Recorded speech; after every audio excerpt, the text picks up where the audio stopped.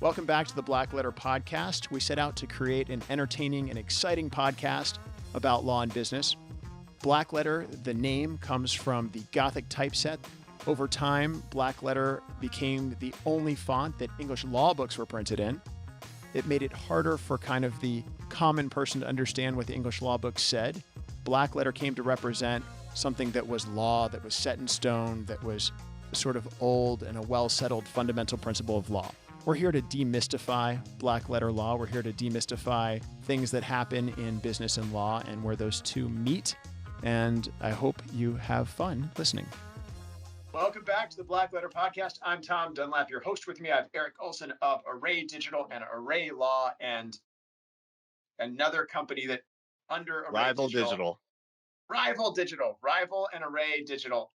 With me today, Erik was our guest in the last segment. He talked about how he started his company, how he figured out what niches were valuable, really based on empirical evidence. This week, we're going to ask Erik about what his biggest business challenge was. So, Erik, your biggest business challenge that you overcame, that you learned from, or your biggest business success, whatever it is that our listeners could take away from you, that you think, hey, if I share this experience with you, you will be better for it. Sure. Well, thanks again, Tom, for having me on. I appreciate it. So Sure. we've certainly had quite a few challenges here. A lot of people who haven't started their own business, they think that you just started and it continues to grow in a linear fashion. And that's hasn't been the case for us, and probably not the case for a lot of people. You have these dips and you have these surges. And, for me, I started as a one-man company. It was me and a laptop and a cell phone. That's all I needed. And I was making really good money.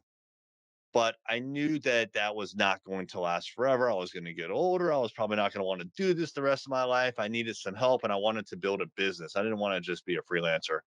So I knew that I needed to hire someone else to help me out. So the first big challenge for me, and probably one of the biggest decisions that I made in business, was to hire my first employee.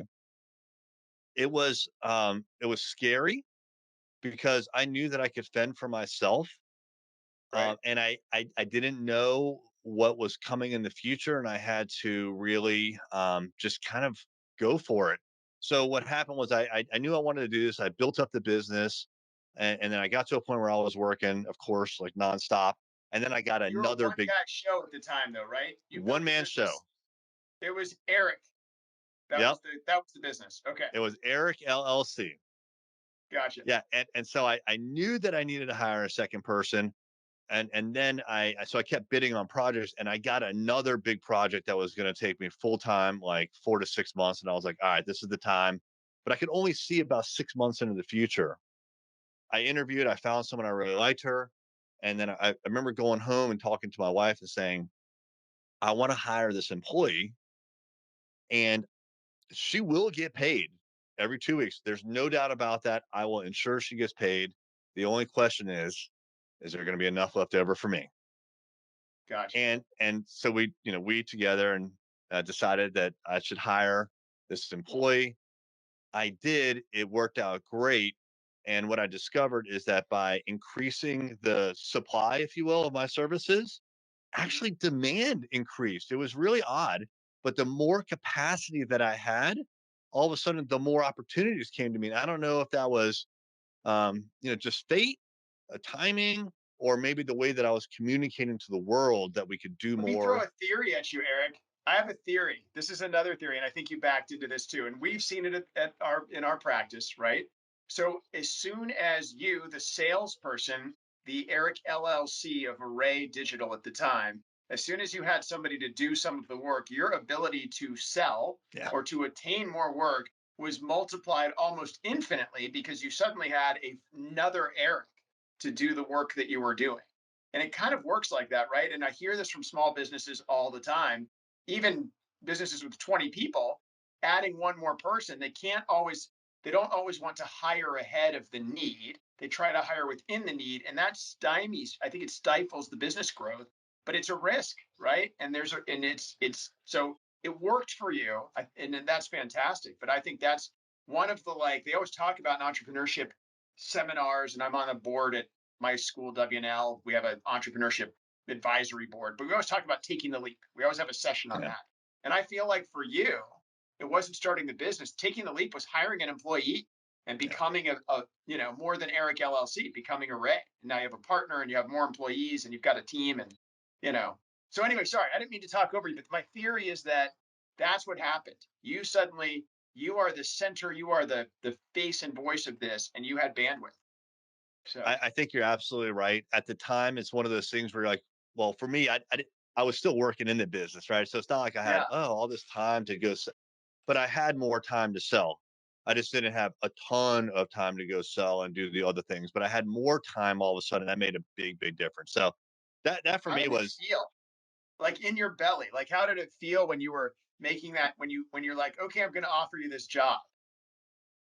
Like it was what did that scary as feel like? hell. It was scary, right? Because like I What said, was I scary about it though, right? Like, so just asking this, so logically, we've got our lizard brain that's like, oh my God. But in reality, as a business owner, tell me what facts were scary about that for you? Like, was it because you could?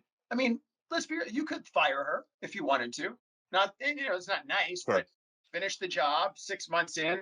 Okay, well, I don't have any more work. I got to let you go. Sorry. yeah. Um, Not a great way to be as a person. But what scared you? When I went into business for myself, I was betting on myself. So I had confidence that I could do the work, right? Okay. And I had confidence that I could go get the work. I had confidence that I could pull it off. But the moment that I brought someone else into it, I was immediately responsible for someone else's not only paycheck, but their career, right? So I had to Yeah. make sure this person got the things that they needed and they could advance their career and go off and do great things after they were with me. So I certainly did not want to hire someone full time as an employee and then fire them because Right. that would be a huge failure. So there was a responsibility that was new, and I didn't have the ability to see out into the future beyond that big project that I told you about, right? Yep. And so we didn't have any kind of recurring services, any kind of recurring revenue at the time. It was all project based, and so now I just doubled my responsibility, me and my family, and her family. So Yeah. it was a big undertaking. So Erik, what made you get over that fear? What I know you said I went home and talked to my wife and we decided to do it. But there had to be like because obviously you had a question. It wasn't like, okay, I'm just gonna hire somebody now. This makes sense. It was Yeah. I went home, like this is a big thing to you. I asked you biggest challenge. What made you change your mind? Like at the time you didn't know. So but at the time you had to have something in your head to like, this is why I'm doing it. Was it confidence in yourself? I don't know. What was it? Great question. I haven't thought of that before, but I guess it was really because I had a vision of what I wanted for my future.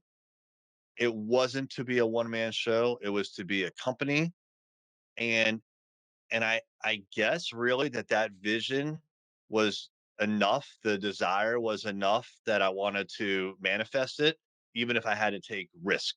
So I was Gotcha. willing to put myself on the line, my reputation on the line, frankly, even someone else on the line. Although I did communicate very clearly with her, like, hey, this is what we got. Are you in? So at least I kind of mitigated that risk a little with her. But it's also if you fail at something like that and you have to take a real big step back, there's humiliation that goes along with that. There's shame that goes along with that, right? There was a lot weighing on me, but I guess in the end, my thought process, my vision outweighed all of those possible negative consequences that went along with it. And I just decided that I had to do it because if not, then it would be never. Right. When? So, and I've heard this over and over again. I can't remember who said this. Build the business you want, not the business you have. Right. And I think that's fantastic. You did that and have achieved the success you've achieved. So, Erik, next segment, I'm going to ask you for one or two or three pieces of advice, whatever, however many pieces of advice that you would say, hey, if I had to tell you anything, these are the three things I'd tell you to do, or two things I'd tell you to do or not to do. It can loop in your learning experience from your employee hiring, whatever it is. And if you have advice, it can also be, and I'll just say this for our listeners too, because maybe we'll get some nuggets here. Maybe it's advice on digital marketing. Like maybe, look at this or look at that, whatever it is. I'd love to hear that from you too. So we'll see you on the next segment. Thank you, listeners, for joining us for another episode of the Blackletter Podcast. As always, download us wherever you get your podcast, iTunes, iHeartRadio, Spotify, whatever it is. And email me if you want to talk or reach out or have a question or would like to propose a guest for the show. tdunlap@dbllawyers.com. Thanks. We'll see you next time on the Blackletter Podcast. That's all for today's episode of Blackletter. Thanks again for listening. Join us next time when we talk about more Blackletter issues in creative ways. Make sure you subscribe to the podcast so you never miss an episode, and check out our website at blackletterstudios.com.